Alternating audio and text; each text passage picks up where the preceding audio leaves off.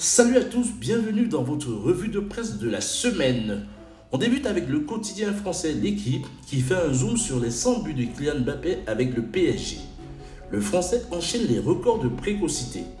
Avec un but, 2 passes décisives et plus globalement une belle prestation, Kylian Mbappé a bien contribué au large succès du PSG face à Galatasaray. Lui qui fêtera ses 21 ans dans 7 jours. Il est plus devenu le joueur le plus jeune à être directement impliqué dans 30 buts, 19 réalisations et 11 passes décisives en Ligue des Champions. On retiendra même que cette performance s'est produite lors de son 30e match dans la compétition. Toujours en France avec l'hebdomadaire France Football, qui évoque les dossiers chauds de Leonardo. Le champion de France sait qu'il va devoir entamer un nouveau cycle l'été prochain. Pour le directeur sportif parisien, les grandes manœuvres ont déjà commencé avec notamment le cas Edinson Cavani et Julian Draxler. L'attaquant uruguayen est très apprécié par le staff du PSG et notamment les supporters, qui ont fait de lui une véritable icône dans le club de la capitale. Le cas de l'Allemand est beaucoup plus différent car, malgré les sollicitations de nombreux clubs tels que Arsenal, Tottenham et Séville, le joueur allemand est très à l'aise et compte y rester pour espérer s'installer dans la rotation du PSG. En Italie, selon El Corriere dello Sport, le favori pour la Ligue des Champions pour l'entraîneur Maurizio Sarri semble bien être Manchester City.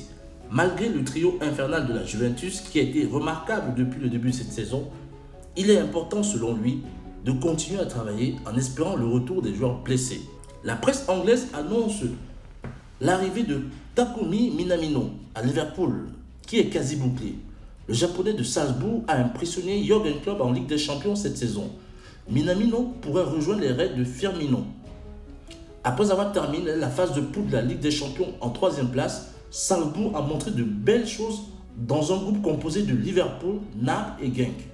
Le club autrichien a séduit grâce à son jeu offensif. En Espagne, avec le quotidien espagnol AS, qui revient sur la génération dorée de cette édition de la Ligue des Champions. Notamment 8 joueurs de moins de 21 ans qui ont marqué lors de la dernière journée de la Ligue des Champions, notamment Fodé, Sancho, Rodrigo, Ansu Fati, Vinicius, João Félix, Sessegnon et Mbappé.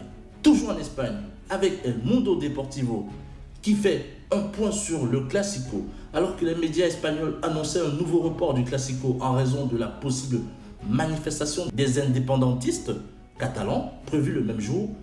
José María Batomeu a assuré que le Classico ne serait pas déclaré. Je peux le dire, il se jouera et ne sera pas reporté de nouveau. Il est de la responsabilité de tous de jouer. Nous savons que nous vivons un moment complexe en Catalogne, mais qui est compatible avec le sport. Notre stade est un espace d'expression libre. Il a toujours été et c'est pourquoi nous envoyons un message de tranquillité, a assuré le président du Barça. Ce sera tout pour cette revue de presse de la semaine. Signé Eddy Giscard Nono, à très bientôt.